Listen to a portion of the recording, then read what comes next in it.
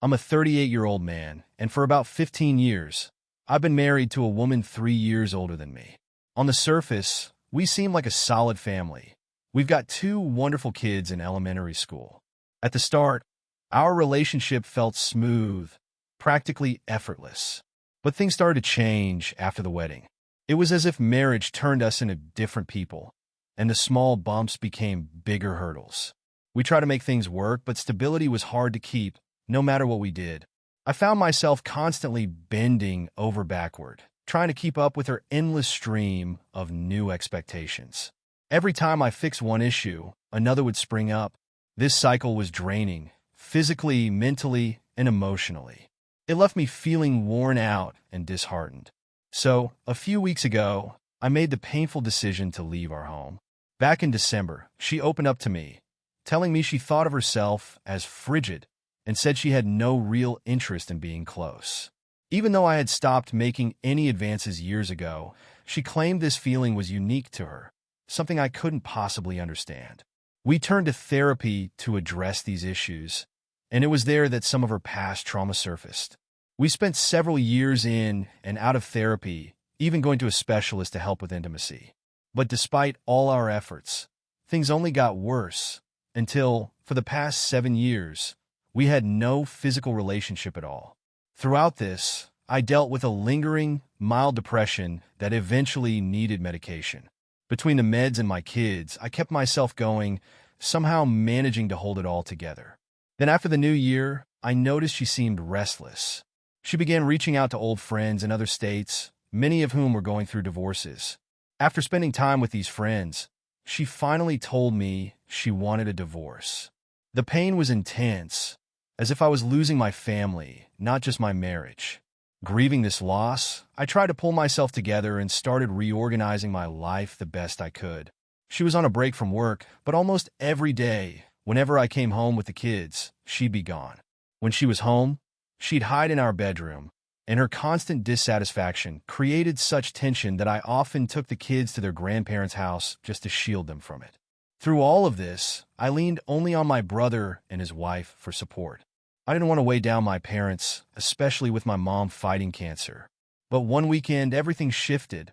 My wife had one of her rare free days, but chose to spend it with those old friends again. Feeling isolated, I reached out to my brother for a talk. That conversation turned my world upside down. My brother hesitated at first, but then suggested, maybe it's time you stop putting off the divorce and talk to mom and dad. He went on to reveal something I could hardly believe. A few years back, his wife and my wife had an affair. During one family holiday, he explained, my wife casually remarked to his wife, if we ever get divorced, I'll take everything he has. My heart was racing. I hadn't felt such panic since I was a teenager. Her words sounded so cold, so unlike the person I thought I knew. I turned to my brother, almost hoping it was a bad joke. But his wife confirmed my wife was serious, and she'd even told my parents. Shaken, I called my parents, trying to hold back my emotions, though I broke down. I hated adding to their stress, knowing what they were already going through. During that call, my mom revealed that years earlier, my wife had confided in her about envying a cousin of mine who had recently divorced. She apparently admired the courage it took, but my mom hadn't told me, thinking it wasn't important. Suddenly, it all began to click. I saw my wife's true nature, and in hindsight, the signs had always been there. Anytime I tried to express my suspicions, she'd shut me down, accusing me of being paranoid and insecure.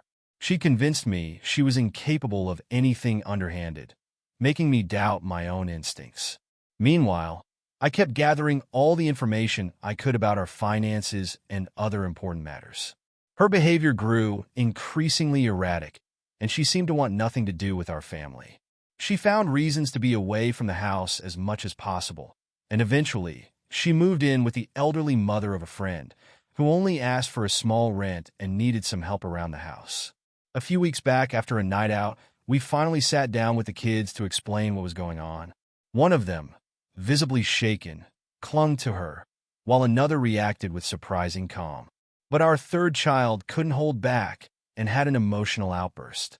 When she told them she'd be taking the family dog, she decided to move out even sooner than she'd planned. With my early morning hospital shifts, she didn't want to come back at 2 a.m. to handle the kids. Finally, the day came, and my parents took the children, but she left without even saying goodbye. A few days after she left, I found the courage to talk to a lawyer and get the legal process going. Oddly enough, she cooperated without a fight and signed the documents immediately. However, while the kids were with me, she barely reached out to them. According to the kids, she was more interested in her workouts and scrolling on her phone than spending time with them. It's become painfully clear that her main priority seems to be keeping up her appearance rather than being present for our kids. I won't go into more detail, but after she left, I began to adjust and work hard to give the kids a stable home. During her visits, when she'd show up without any food, I'd even make sure she had something to eat. I've even offered her financial help a couple of times when she found herself in a tight spot. In my mind, it felt like a way to keep things civil and maybe contribute to our shared account, which we hadn't formally divided yet. Now, some might call that naive, even foolish, but I thought it would help keep things smoother for the kids. At least it's what I tell myself. And maybe there's some truth to it. Everything came to a head just last week, though, when she took the kids for a few days while I was on a long shift. When I got back home, I tried to take advantage of the quiet time to unwind, dabbling in hobbies I don't usually have the time for, like working on my music. I set up my computer and was ready to dive in, but I kept getting these irritating pop-ups about sync issues with her iCloud account. Frustrated, I tried to fix it, but while navigating through the photo files, I stumbled upon something I wish I hadn't. If you think you know what happened next, you're probably right. Despite her attempts to clear things off the computer, she missed a few pieces. To my shock, I found photos and videos that left no room for doubt. Intimate content, some of it explicit, involving her and a mutual friend. In that moment, it was as if the last 15 years of my life shattered before me, my entire marriage exposed as a facade. The next day, she brought the kids back, and I held it together, keeping things normal for their sake. I made a conscious decision not to confront her right away. I may share more details at some point, but for now, I'll say this much. Part of me feels at least some relief in knowing I did everything I could to make this marriage work. If not for finding those files, I might have lived the rest of my life unaware of the truth. A part of me can't help but be thankful I found out, though another part reminds me to trust my intuition. Sometimes you just know when something isn't right, even if others try to convince you otherwise. To give more background, the person she cheated with isn't married. He's her ex-boyfriend. I found a message from her to him, sent while we were in therapy, vividly describing a dream she had involving him. She even told him to keep it from me, saying I'd lose it if I found out. When I brought it up, she brushed it off as an overreaction on my part, even claimed that our therapist would agree with her. Turns out this therapist was one she'd seen back in her late teens and early 20s. In hindsight, I can't believe I thought that was a good choice for us. Let me clarify that I have no intention of sharing any of those photos. To me, they're just undeniable proof of her infidelity. They're time-stamped too, so I plan to pass them on to my lawyer. Since January, I've been keeping a detailed record of every interaction and incident, noting specific times and dates. Now that she's moved out, I can't keep video evidence of her interactions with the kids, but my lawyer suggested I could still use audio recordings if I wanted to capture anything crucial. Right now, she seems enamored with this guy and ready to move forward with the divorce, especially because she's entitled to half of my 401k. As for our assets, we managed to split things without too much trouble before she moved out. We sold our house last year and split the proceeds evenly, which left us both with about $14,000. She burned through her share in less than 2 months, a good chunk of it going to support her new guy. At least, that's what I gather from a $100 bill I have as evidence. There may be more. Initially, we agreed on 50-50 custody of the kids, no alimony, and no child support. But with everything that's come to light, my lawyer mentioned that this agreement might not hold much weight legally. He offered to formalize it, but at the time, I didn't see the point. About a week later, I brought up revisiting the custody agreement with her. I suggested a 60-40 split in my favor. Surprisingly, she didn't resist and seemed content with the idea of me as the primary guardian. I think she's more focused on her own life now. but she likes to appear as if she's still a devoted mother. Her own mother encourages her on this front, which only adds to her stress. Yesterday, out of the blue, I got a call from her. Usually she sticks to texting, so I had a hunch this might be about the guy she's dating. But she surprised me. Through tears, she started venting about her physical therapy struggles. A lingering toe injury from last year's work accident is slowing down her recovery. She went on about how hard it's been to get full movement back and mentioned that she's even been told not to drive for health reasons. During our conversation, she mentioned that she's been really committed to physical workouts. Strangely enough, that brought a small, ironic smile to my face. The first one since I'd uncovered those incriminating photos and videos. She talked about her financial struggles, especially with the house she now shares with someone else, and even expressed doubts about selling it.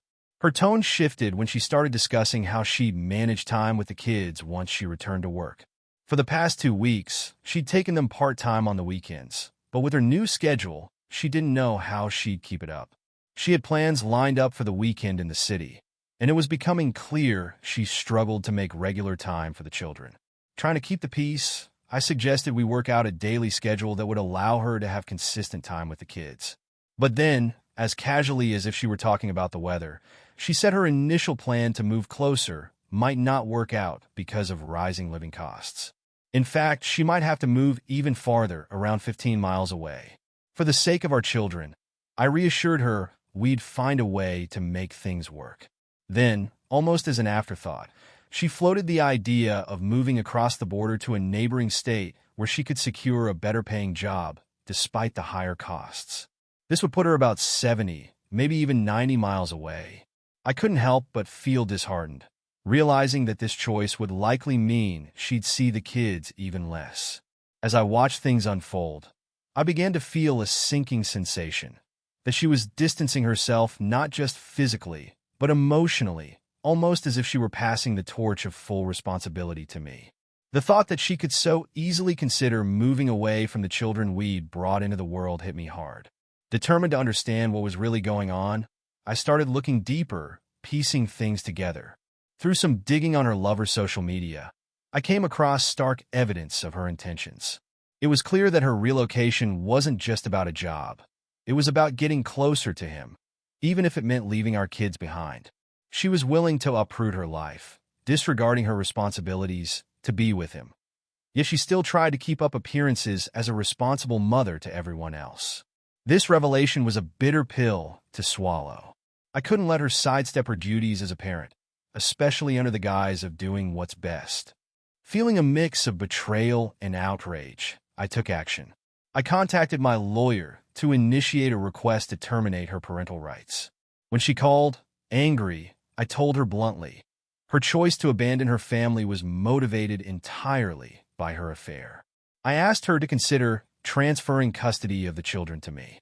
For a moment, she seemed open to the idea, but when I told her I wouldn't hide the truth from others, she quickly turned defensive. She flatly refused to relinquish her parental rights, clinging to the image of a devoted mother, even though her actions told a different story. Deep disappointment and determination took hold of me, and I decided it was time her family knew the truth. It wasn't a step I took lightly, but I felt they needed to understand who she had become. When she found out, her reaction was predictably furious. She announced she was still going to move, insisting on co-parenting from a distance. She accused me of being vindictive and manipulative, but I chose not to argue. Instead, I consulted my father about alimony. When she realized that receiving alimony would mean contributing financially to support our children, something she couldn't afford, the tables turned. Her partner, evidently, wasn't keen on covering those expenses either. Suddenly, she was worried about her reputation. Facing the reality of what true responsibility entailed, she grew reluctant to handle the financial weight of alimony, as well as the tarnished image she feared would follow. Ultimately, she dropped her relocation plans and reluctantly agreed to continue sharing custody. This hard-won victory was rooted in my commitment to my kids. Despite knowing that her heart wasn't truly with them, I refused to let them lose their mother entirely. I did everything in my power to keep her involved in their lives, however reluctantly. Not surprisingly, Her lover lost interest once he realized she couldn't abandon her family entirely. After he left, she even tried to rekindle our relationship, making small advances as if to return to our lives and to the children. But I made it clear I had no interest in someone as unreliable and self-serving as her. And so, here I am now, a 50-year-old nurse, working hard at a busy hospital.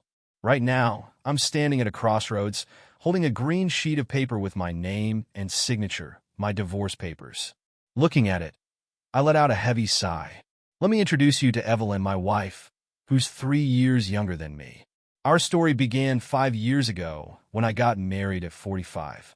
We met on the job, where Evelyn worked as a medical assistant, and at the time, neither of us was actively seeking a life partner.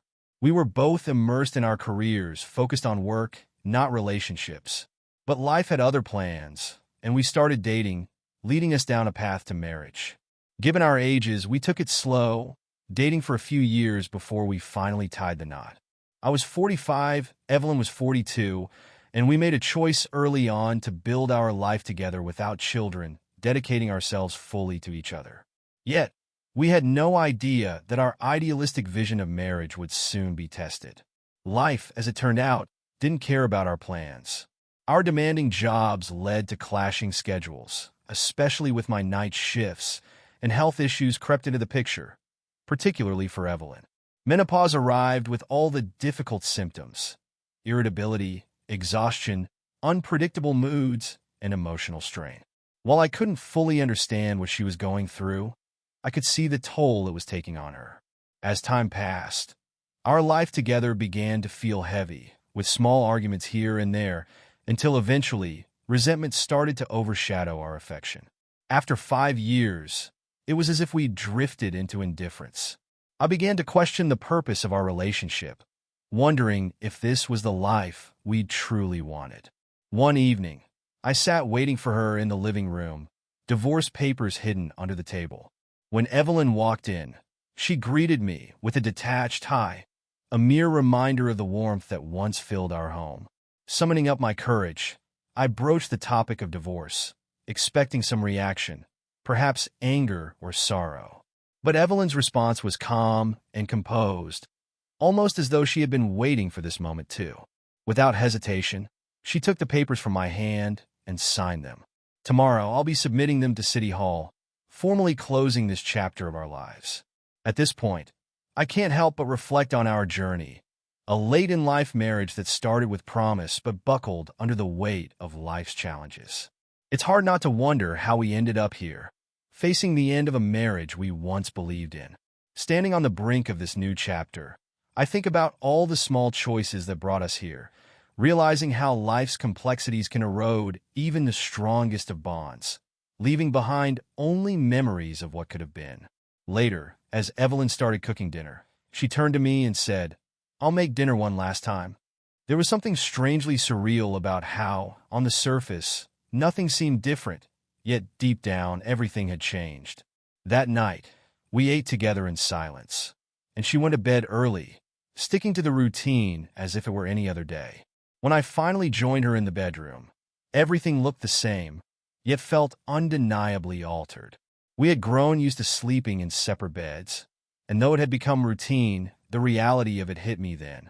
Surprisingly, Evelyn initiated a conversation. We hadn't had a genuine talk in ages, but tonight we reminisced, sharing a rare laugh as we remembered the early days. She joked about sneaking into my bed, claiming it was too cold in hers, all just an excuse for a little more time together. For a brief moment, we were transported back to a time when flirtation was easy and life felt lighter. Evelyn's choice of pajamas even reminded me of those earlier days. Catching my gaze, she asked, "May I join you in bed?" "It's chilly," with a soft smile. After a moment's hesitation, I welcomed her in, both of us knowing that tonight was about saying a proper goodbye, not rekindling what was lost. That night, lying beside her, memories flooded back, bittersweet and full of what once was. We weren't young lovers anymore, but two people ready to part, united for one last night. We fell asleep side by side, a quiet acknowledgement of the years we'd shared. By morning, she was gone. Her things had vanished from our room, leaving only a brief note in the living room. "Thank you. Take care of yourself." And that was it, a short, final goodbye. Months passed, and life found its way back to routine. I changed jobs, taking a position at a busy hospital, partly to create some distance from the memories of a failed marriage. The divorce left things strained at work, and financial pressures influenced my decisions too. Now, being single again, I found a strange peace in my work, away from the mess of workplace romances and emotional entanglements. For the time being, marriage felt like a distant idea, and I focused on this new chapter that lay ahead. Then one day, I was called over to meet a new patient, Mr. Davis. As I looked through the chart, I noticed the patient was here for cancer treatment. She had been receiving outpatient care elsewhere, but this time she was admitted for intensive chemotherapy. I froze when I saw her name, Evelyn. Even more shocking, her last name matched my ex-wife's maiden name. Feeling an odd pull, I went to her room to introduce myself. "Excuse me, I'm here to check your temperature," I said, stepping in. The patient turned from the window, and I felt my breath catch. It was Evelyn, my Evelyn. She looked frail and drawn, her face thin and pale. In a familiar but faint voice, she greeted me, a mix of surprise and recognition in her eyes. Her medical chart laid out a grim reality. This wasn't just fatigue or weight loss. Her condition was severe. It dawned on me that her cancer had been diagnosed just before our divorce. She must have known about her illness when I'd handed her those divorce papers. Struggling to contain my emotions, I blurted out, "Why didn't you tell me about the cancer?" Evelyn met my gaze and explained that she thought the marriage was over, with or without her illness. She took responsibility for our drifting apart and didn't want to hold me back, especially with her limited time. Listening to her words, regret washed over me. Why hadn't we been more open with each other? Why hadn't I noticed her struggles? I had let her face it all alone, unaware, and the thought of her silently bearing the weight of her illness tore at me. If I'd known, would things have been different? We'll never know. But as I stood there, I felt a deep sense of loss, not just for the marriage that ended, but for the moments we never got to share and the connection that was overshadowed by time and circumstance. Despite her declining health, Evelyn had still agreed to the divorce. Amid my own guilt and despair, she looked at me with a half-smile and said, "You're in better shape than I am, so stop hanging your head so low." She reminded me of the countless times she'd stood by me when I'd doubted myself. In that moment, it struck me just how much I'd failed to return that kindness. Here was the woman who had been my anchor for 5 years, standing right in front of me, looking at me with both disappointment and understanding. I met Evelyn's gaze with a renewed determination. I knew I had no right to ask, but I wanted to care for her, to stay by her side until the end.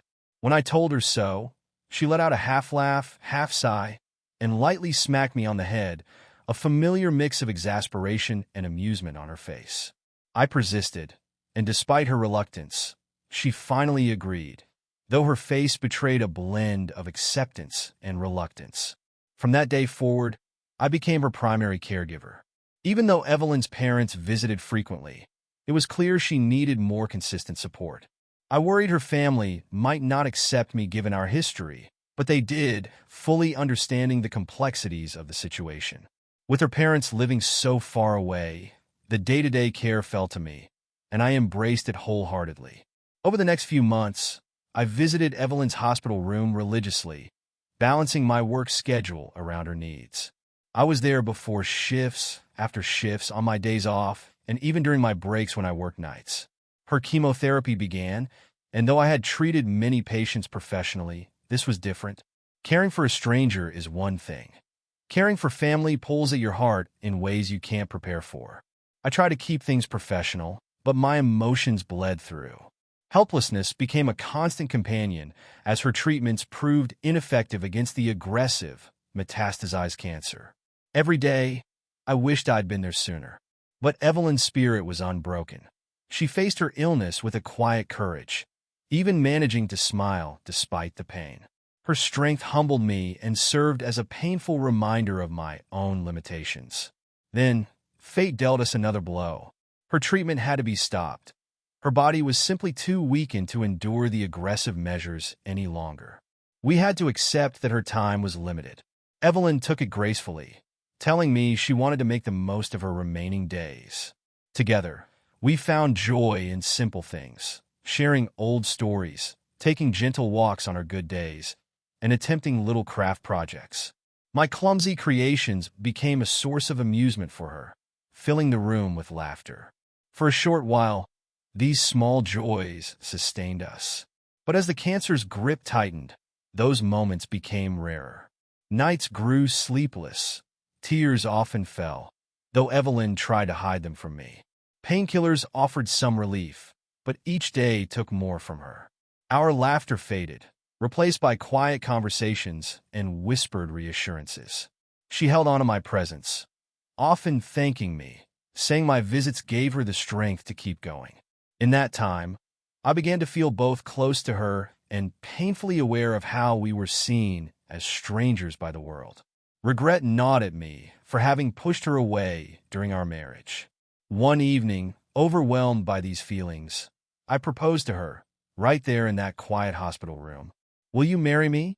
I asked, my voice full of emotion. Evelyn laughed softly, light-hearted yet affectionate, and gently refused, though I could see how much the gesture touched her. Undeterred, I brought a marriage certificate the next day, signing it myself, hoping it would bring her comfort. Her face lit up with joy when she saw it, and for a fleeting moment, it felt like we were connected once again. A few days later, Evelyn passed. She'd fought valiantly, living an entire month beyond the doctor's estimates. As I arranged her funeral, I realized how deeply she had fought, perhaps for the connection we'd rebuilt. Despite our divorce, Evelyn's parents insisted I sit with them in the family section.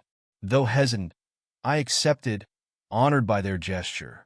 The funeral moved along, and as we neared the gravesite, I found I had no more tears to shed.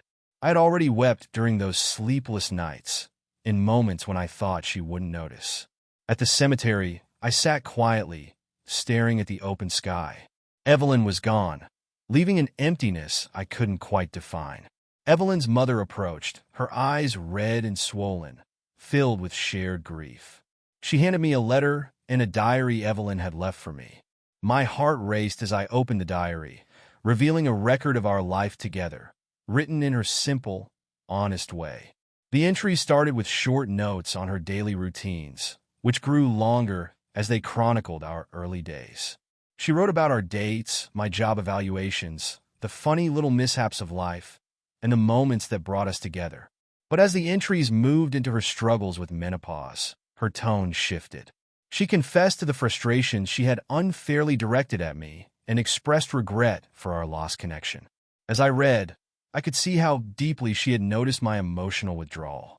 One particular entry caught my eye, a date exactly 1 month before I filed for divorce. It was the day she'd been diagnosed with cancer.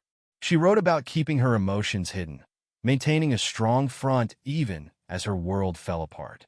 And on the day I brought up divorce, she wrote about the joy of our earlier years, reminiscing with a mix of happiness and sadness.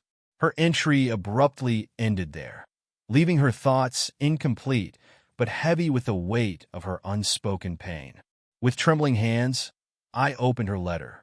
She admitted her surprise at seeing me again in the hospital, her hesitance to lean on me, and her gratitude for my support. She wrote how deeply moved she was by my presence, confessing that she nearly broke down when I proposed. By the time I'd asked her a second time, she had come to peace with her end. She asked me not to mourn her too deeply, urging me to live fully and to meet her in heaven when the time came. She promised that if I still loved her, we'd marry again in the afterlife. And she ended the letter with the promise to keep the marriage certificate I'd given her. Tears streamed down my face as I read her final words, her emotions spilling out onto those pages. Her parents' gesture of allowing me to sit with them felt like an affirmation of her wishes, and for a while, I openly wept at her grave, my grief raw and exposed. Yet, remembering her request for me not to cry, I composed myself and bid her a quiet farewell with a soft smile. Evelyn lay peacefully, our marriage certificate clutched in her hands. Her expression was calm, her grip on the document firm. It felt like our bond had transcended the struggles and sorrows, enduring even beyond this life. As Evelyn's life reached its close, I stood by her side, feeling a bittersweet clarity descend over the years we shared and the trials we faced. In the end, our marriage, though imperfect, taught me lessons I could never have anticipated. Love, strained and tested, can still survive in the quiet spaces between us, sustained by forgiveness and memories that linger even beyond moments of loss. We were far from perfect, and our journey was often a struggle. But as Evelyn lay in her hospital bed, a newfound understanding of what we once had, and what we still shared, began to dawn on me. Evelyn's passing left behind a final, profound lesson that I carry within me. Love, even when fractured and flawed, holds the power to transcend loss and to bind us across the chasms created by life's hardships. Her diary, the marriage certificate I brought to her bedside, and her gentle wish for us to meet again one day became symbols of a bond that, despite its struggles, never truly broke. Our last months together brought us closer in ways I hadn't thought possible. Evelyn faced her illness with a quiet courage that humbled me. Every time I looked at her, I was reminded of her strength, even as her body weakened. I realized then that I had not fully appreciated her resilience or the subtle ways she'd held our life together through the years. Despite our separation, she retained a quiet dignity that became all the more evident in her final days. She had once been my anchor, and even now, she was guiding me, helping me to see the depth of our connection. As I balanced my shifts at the hospital with my visits to her, each day felt heavier with the weight of both my regrets and my newfound commitment to care for her. I became her caregiver, a role that allowed me to offer her the kind of support I had perhaps failed to give during our marriage. Her parents, who might have held resentment toward me for our past, instead embraced me as I became part of Evelyn's remaining days, understanding the complexities of our situation.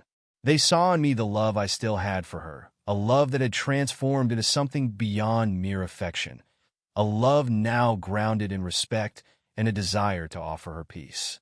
Evelyn's treatments took a toll on her, and I watched day by day as the illness slowly took her vitality. Yet through the haze of pain and exhaustion, she managed to offer me a smile, a reminder of the woman I'd loved deeply once, a woman who had shown me kindness in moments of doubt. Her grace was unwavering. Even in her worst moments, she bore her suffering with a quiet strength, and I could only hold her hand and try to absorb even a fraction of the resilience she so naturally embodied.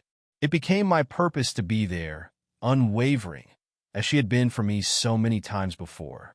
At times, we shared laughter, recalling old memories, reliving fragments of happier days that, even now, had the power to lighten our hearts. One evening, during one of our shared silences, I impulsively proposed to her, asking her if she'd be my wife once again. Her laugh was gentle, full of warmth, and she declined with a soft shake of her head, though I could see the joy in her eyes at the gesture. I was undeterred. The next day, I brought her a marriage certificate that I had signed myself, a small token that I hoped would bring her comfort. When she saw it, she smiled, a look of pure affection lighting up her tired face. In that moment, it felt as if we were united again, bound by an understanding that transcended words. But the time came when her treatments had to stop. Her body could no longer endure the rigors of chemotherapy, and the doctors told us that her days were limited. Evelyn accepted this news with a grace that I struggled to match. Her only wish was to make the most of her remaining time, and we dedicated ourselves to finding joy in simple things, sharing quiet walks when she felt well enough, attempting small art projects, and laughing at my clumsy attempts to paint. For a brief time, these small acts became our sanctuary, reminders of the life we once shared and the happiness that was still, however fleeting, within our reach. Yet as her condition worsened, those moments became rarer. Our laughter quieted, replaced by long conversations in which we spoke not of the future, but of memories, of the moments that had brought us together, and of the regrets we both carried. Evelyn admitted to the struggles she'd hidden from me, the pain and isolation she'd felt in our marriage, feelings that in hindsight, I could see all too clearly. We had lost each other long before the divorce papers were signed. But here, in her hospital room, I found myself wishing we had been more honest, that we had shared our pain sooner. When Evelyn passed, it felt as though a part of me had gone with her. She had fought bravely, living an entire month beyond the doctor's predictions, and I believe now that she held on for our time together, for the bond we managed to rekindle, if only briefly, in those last days. As I planned her funeral, her parents insisted that I sit with them in the family section, a gesture that honored the love Evelyn and I had once shared and acknowledged the role I played in her final moments. During the service, I wept openly, releasing the grief that had built up over countless sleepless nights by her bedside. After the service, Evelyn's mother handed me a letter Evelyn had left for me, along with her diary. My heart pounded as I opened it, reading her reflections on our life, her regrets, and her gratitude for my presence during her final days. She confessed that she'd nearly broken down when I proposed, touched by the gesture even as she knew her time was running out. She urged me to live fully, to move forward, and promised that if I still held love for her, we'd meet again someday, perhaps in a place beyond this life. She ended her letter with a simple but powerful wish. I hope you find happiness and peace. Evelyn's diary chronicled our time together, her struggles with menopause, and the difficulties we faced that eventually drove us apart. She detailed the pain of our growing distance, the sense of isolation she felt even as we shared a home, and finally, the sorrow she felt when the cancer diagnosis came. I realized then that Evelyn had kept her illness hidden, believing our marriage had already ended in spirit, if not in legal terms. Her words, honest and raw, revealed a vulnerability I had never seen before. Her final entries were short, her handwriting weak but steady, recording her days with me in the hospital with simple words of gratitude and affection. As I read her final thoughts, I felt the weight of both my grief and my gratitude. Evelyn's passing had shown me that love, even one as troubled as ours, could endure beyond the heartache, transformed into something lasting and profound. I knew then that I would carry her memory with me, striving to honor her final wish. She had left me with a gift, a chance to live fully, to find peace, and perhaps, one day, to meet her once more in whatever lies beyond this life. For now, I move forward, changed by her presence and the final gift of our shared journey. Evelyn's quiet courage and grace stay with me, reminding me to face life with the same resilience she showed in her last days. And in the moments of silence, when I am alone, I feel her presence lingering, a reminder that some bonds are unbroken by distance, by time, or even by death.